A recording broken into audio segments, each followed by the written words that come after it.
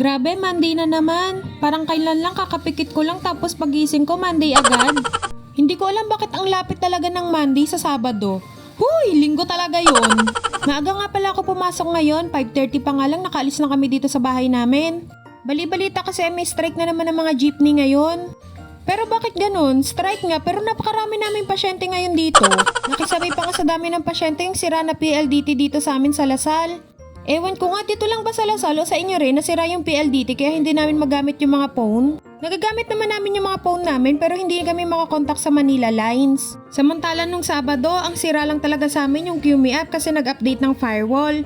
Ngayon yung sira naman yung line ng PLDT. Ano kaya bukas yung masisira? Huy, sana naman okay ng lahat para hindi kami natatambakan ng mga pasyente.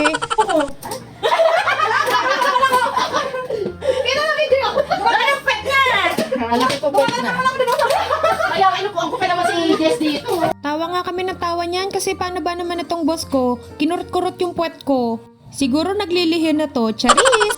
Tapos birthday pala ng kaibigan ko, yung kawork ko. Kaya ayan, may free lunch na naman kami. Buti na lang sa dami-dami ng pasyente, may free lunch kami ngayon. Sana talaga lagi na lang may birthday sa office, charis! Umorder nga lang pala siya ng beef steak, chicken afritada at cordon bleu. Doon nga kami lagi umorder sa may AVG food delivery. In fairness, masarap din pala yung mga ulam nila. Usually kasi spaghetti carbonara yung mga ino-order talaga namin doon. Tapos sa try na rin namin yung lumpia nila, masarap din. Syempre, sino ba naman ako para hindi masarapan? Masarap naman talaga lahat sa akin ng pagkain. Huy! Tsaka nga pala, wag nyo papansinin yung gupit ng bangs ko dyan. Nasobrahan talaga, nag-enjoy lang talaga ako maggupit ng bangs ko ng mga araw na yon. At saka may ginagaya kasi akong bangs. Yung isa sa mga bini na may bangs, huy! Para lang talaga masabi na may ginagaya. Tapos kunwari nag-enjoy talaga maggupit ng bangs. Syempre, mawawala pa ba ang cake para sa may birthday? Umorder nga lang pala kami na tong cake sa may karamiya kasi favorite niya yung karamiya. In fairness, ang sarap nung na-order naming cake hindi siya nakakasuya. Sakto lang yung tamis niya kasi gelato yung gamit dito. Pero hindi ko talaga alam kung ano yung gelato, kala ko gelatin. Same lang ba yung gelato sa gelatin? Tingin nyo guys, comment kung yes or no. Huy, charot lang!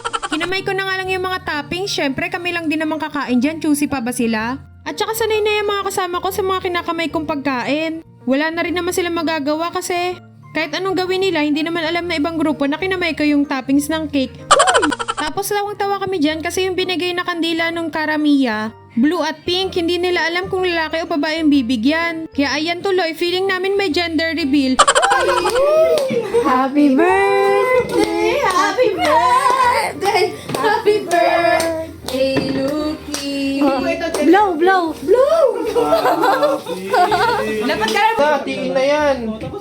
Thank you! Hatiin, hatiin! Ito talaga yung favorite part namin, yung hatiin na nung may birthday yung cake. Ewan ko ba, kasi sabi nila mas maganda daw maghati ng first slice ng cake yung may birthday. Ewan ko din, naririnig ko lang sa kanila, kaya ayan, puro yung may birthday yung naghihiwa ng cake. Tapos kinahaponan na nga pala to, after namin mag-lunch lahat, inayos pala ng ICT namin yung mga computer namin para i-connect doon sa printer. Kaso hindi rin pala naayos. Tapos may pasaway akong kaibigan na pumunta doon sa hospital.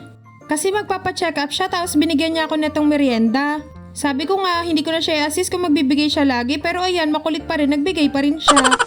Tawang-tawa nga kami dito, pinasukat sa akin yung salamin ng kaibigan ko. Feeling kakabalik ko lang talaga ng Saudi dyan. Huy! The design is very kakauwi nyo lang talaga galing Saudi, yung salamin na yun. Mag-uuwian na pala to, mga 5:30 na kami natapos sa work sa dami ng pasyente. Tapos pinaghugas ko tong mga kaibigan ko. Syempre ako na umorder, kami na kumuha, sila naman maghugas para fair. Sumunod naman tong isa namin mga kaibigan, may dalang pagkain. Kakatapos lang din kasi nila sa isa nilang pasyente kasi for operation. Tingnan mo naman tong mga to, parang hindi napagod sa work at ang dami pang energy. Para pa nga mag-aaway para lang dun sa pagkain. Charis, normal na talaga sa amin yung mga ganyan pero pa-joke lang talaga namin yan. Yun lang sa araw na to, salamat sa pananood. Thank you, bye-bye!